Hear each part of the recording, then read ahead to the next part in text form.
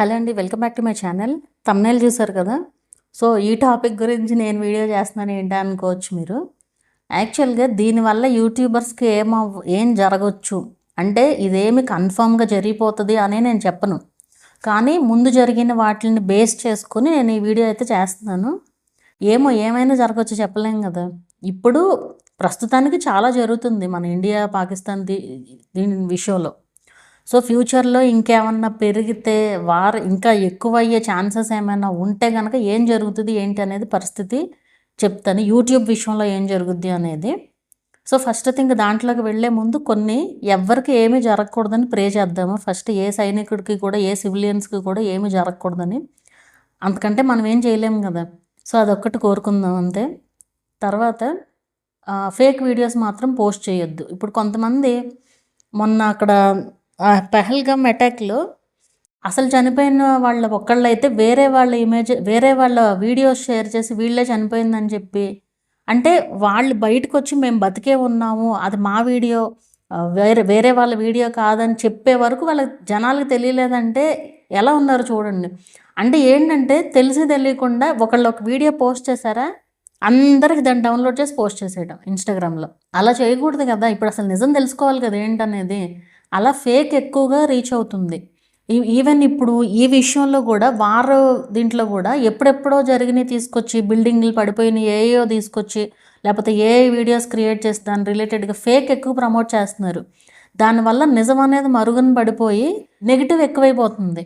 So మీకు తెలిస్తే okay అది కరెక్ట్, మీరు వ్యూస్ కోసం పెట్టుకునే దానికంటే ఇది కరెక్ట్ అని తెలిస్తేనే పెట్టండి. మీరు వేరే వీడియోస్ అయినా సరే, అంటే కొంతమందికి లెక్క ఉండదు కదా ఛానల్లో, అసలు వేరే వీడియోస్ పెట్టకూడదు. ఒకవేళ పెట్టుకునే వాళ్ళ సంగతి చెప్తున్నా, అందులో కూడా కరెక్ట్గా ఫాలో అవ్వమని చెప్పి మీకు తెలిస్తేనే పెట్టండి, తెలియపోతే పెట్టొద్దు. అసలు అది ఫేక్ కాదా అన్న డౌట్ ఉంటే మానేయండి అంతే.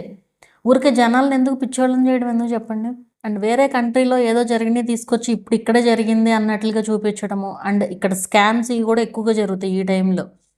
ఎందుకంటే ఇదే అదునుగా తీసుకుని స్కామర్స్ ఎవరైతే ఉంటారో ఏవేవో జనరేట్ చేసి మనకి డైరెక్ట్గా వాట్సాప్లకి పంపించడం, మెయిల్స్కి పంపించడం, ఏదో పిచ్చి పిచ్చి లింక్స్, అవి క్లిక్ చేస్తే ఫోన్ హ్యాక్ అయిపోవడం, చాలా రకాల ప్రాబ్లమ్స్ వస్తాయి. చాలా కేర్ఫుల్గా ఉండాలి ఆ విషయంలో కూడా. అండ్ ఇంకోటి ఏంటి అంటే యూట్యూబ్ విషయానికి వచ్చేసరికి, యూట్యూబ్కి ఏమవుతుంది అని చెప్పేదానికి అవుతుంది అని నేను చెప్పట్లేదు. ఇది మళ్ళీ గుర్తుపెట్టుకోండి, ఇది నా ఒపీనియన్ మాత్రమే. అంటే అప్పుడు జరిగింది కాబట్టి ఇలా జరగొచ్చేమో అని చెప్తున్నాయి, జరిగిపోద్దని నేను చెప్పట్లా. నాకు ఎందుకో అనిపించింది, అందుకే వీడియో అయితే చేస్తున్నాను.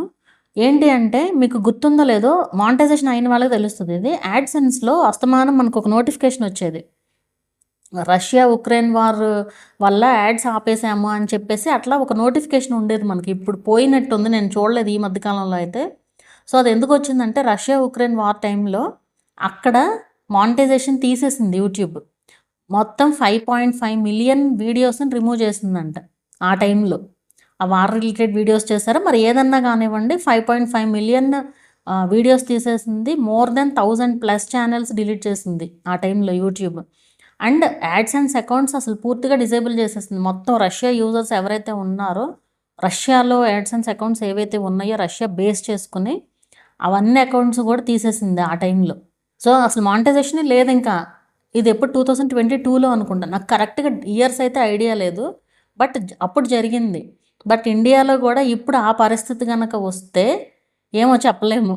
కాకపోతే ఇక్కడ ఇదేంటంటే యూట్యూబ్కి ఎక్కువ రెవెన్యూ వచ్చేది ఇండియా నుంచినే. ఫస్ట్ ప్లేస్ ఉంది యూట్యూబే. అంతమంది ఉన్నారనమాట మన వాళ్ళు పిచ్చు యూట్యూబ్ చూసేవాళ్ళు. సో 491 మిలియన్ యూజర్స్ ఇండియా నుంచి. సెకండ్ యూఎస్ఏ వస్తుందంట, ఎందుకంటే మనకి పాపులేషన్ ఎక్కువ కదా.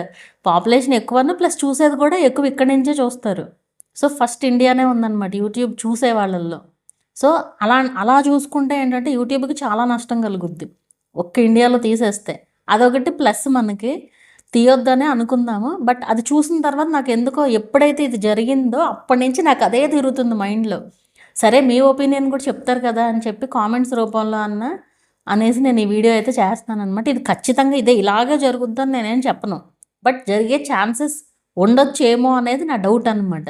అది లేకపోతే ఓన్లీ ఈ వార్ రిలేటెడ్ వీడియోస్కి మాత్రమే ఏమన్నా మానిటైజేషన్ లేకుండా పెట్టొచ్చా, ఇలా కూడా జరగచ్చు. అది ఏం జరుగుద్ది అనేది మనం చెప్పలేము. ఏదో ఒక అప్డేట్ మాత్రం వస్తది. ఈవెన్ కరోనా టైంలో కూడా అంతే వచ్చింది కదా మనకి. కరోనా టైంలో కూడా కింద మనకి వీడియో కింద వచ్చేది. ఇన్ఫర్మేషన్ అని చెప్పేసి అట్లాగా అంతా. వాళ్ళకి అప్డేట్ చేసుకోవడానికి టైం పడుతుంది అంతే. సో అది. అలా ఏమైనా జరగొచ్చు అనేది అనుకుంటున్నాను. ఏమో యూట్యూబ్ ఎలా తీసుకొస్తది అనేదైతే మనం చెప్పలేము. ఇవన్నీ ఊహలే జస్ట్ అంతే.